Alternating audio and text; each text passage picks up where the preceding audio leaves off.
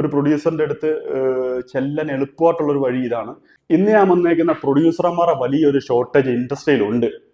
അത് ഞാൻ പറഞ്ഞ എന്തിനാന്ന് പറഞ്ഞാൽ, ഇപ്പം ഓരോ പ്രൊഡ്യൂസർമാർക്കും അവർക്ക് ഏകദേശം ഒരു 10-100 കഥകൾ ഓൾറെഡി സ്റ്റോക്ക് കാണും.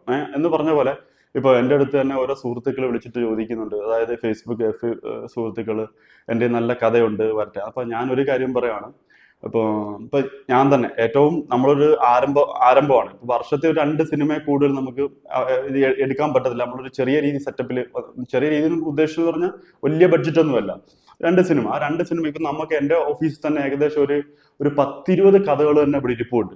അപ്പൊ ഇത് നമ്മളിങ്ങനെ ഇത് ചെയ്യത്തേ ഉള്ളത്. പതുക്കെ ഇങ്ങനെ നല്ലതാവുകയും അങ്ങനെ ചെയ്തു പോകും, അത്രേ ഉള്ളൂ.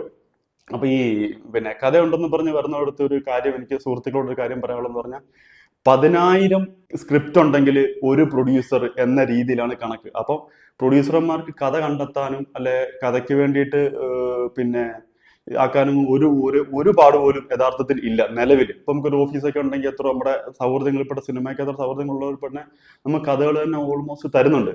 അപ്പോൾ ഞാൻ പറഞ്ഞത്, അവര് ചെയ്യേണ്ട ഒരു ജസ്റ്റ് ഒരു കാര്യം എന്ന് പറഞ്ഞാൽ, ഈ അത്രയും കഥ എഴുതാനൊക്കെ ഉള്ള ഒരു കാര്യം അതുണ്ടെങ്കിൽ ഒരു ചെറിയൊരു മൊബൈലോ ഒരു ഐഫോണൊക്കെ വെച്ചിട്ട് നിങ്ങൾ നല്ലൊരു അടിപൊളി എലമെന്റ്, നല്ലൊരു ഷോർട്ട് ഫിലിം ഉണ്ടാക്കിയിട്ട് നിങ്ങളത് യൂട്യൂബിൽ ഇട്ടിട്ട് അത് വൈറലാക്കാൻ നോക്കുക. അത് വൈറലായി കഴിഞ്ഞാൽ വെരി സിമ്പിൾ ആണ്.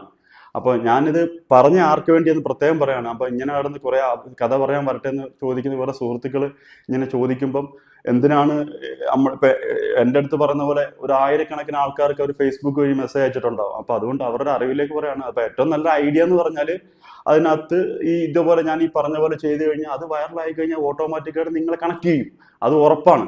അപ്പൊ അങ്ങനത്തെ കാലഘട്ടത്തിൽ കൂടാണ് ഇപ്പം പോയിക്കൊണ്ടിരിക്കുന്നത്. പണ്ടൊക്കെയാണ് കഥ എഴുതുന്ന ഒരാൾക്ക് ഒരു ഹോട്ടൽ എടുത്തു കൊടുത്ത് അവരൊരു 4 മാസം അവിടെ താമസിച്ചിട്ട് കഥ എഴുതും. പിന്നെ അവർക്ക് മൂഡ് വന്നില്ല, അങ്ങനെയാണ് പണ്ട് പോയിക്കൊണ്ടിരുന്നത്. ഇപ്പൊ അതിന്റെ ഒരു ആവശ്യം പോലും ഇല്ല. അപ്പൊ നിങ്ങൾക്ക് ഞാൻ പറയാതെ തന്നെ ഇപ്പൊ നിങ്ങൾ കഥ എഴുതുന്നത് നിങ്ങൾക്ക് തന്നെ അറിയാമല്ലോ. കാര്യം എന്ന് പറഞ്ഞാൽ അത്രയ്ക്കും ഓപ്പർച്യൂണിറ്റീസ്, കഥകൾ അത്രയ്ക്കും കഥകളുണ്ട്, ഇഷ്ടംപോലെ കഥകളുടെ ബഹളമാണ്. അപ്പൊ അതിനകത്ത് നല്ലൊരു സാധനം തന്നെ സെലക്ട് ചെയ്യുന്നത്. അതേപോലെ ഞാൻ എടുത്തു പറയുന്ന കാര്യം, നമ്മൾ കഥ പറയുമ്പോൾ അടിപൊളിയായിരിക്കും, പക്ഷെ ഞാൻ ഇതിന് മുന്നേ പറഞ്ഞ പോലെ ഇത് സ്ക്രീനിനകത്ത് വരുമ്പോൾ ഈ പ്രതീക്ഷ നമ്മൾ ഇമാജിൻ ചെയ്ത പോലത്തെ സാധനം വരത്തില്ല.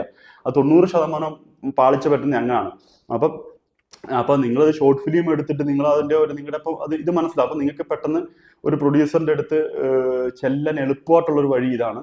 നിങ്ങൾ നല്ലൊരു ഷോർട്ട് ഫിലിമിന് 5 മിനിറ്റ് മതി, കറക്റ്റ് നല്ല അടിപൊളിയായിട്ടൊക്കെ എഡിറ്റ് ഒക്കെ ചെയ്ത് അടിപൊളി എലമെന്റ് ഒക്കെ ചേർത്ത് നല്ലൊരു സാധനം എടുത്തിട്ട് അത് നിങ്ങളുടെ പ്രൊഫൈലായിരിക്കും.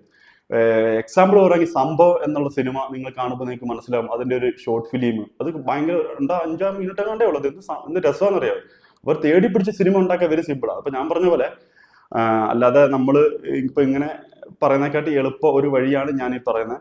അപ്പൊ ഞാൻ ആരെയും കുറ്റപ്പെടുത്തിയതായിട്ടല്ല, പക്ഷെ ഞാൻ നിങ്ങൾക്കൊരു വഴി അറിയാത്തവർക്ക് വേണ്ടിയിട്ട് ഞാനൊരു വഴി പറഞ്ഞാന്ന് മാത്രം, അത്രേ ഉള്ളൂ. Okay, thank you.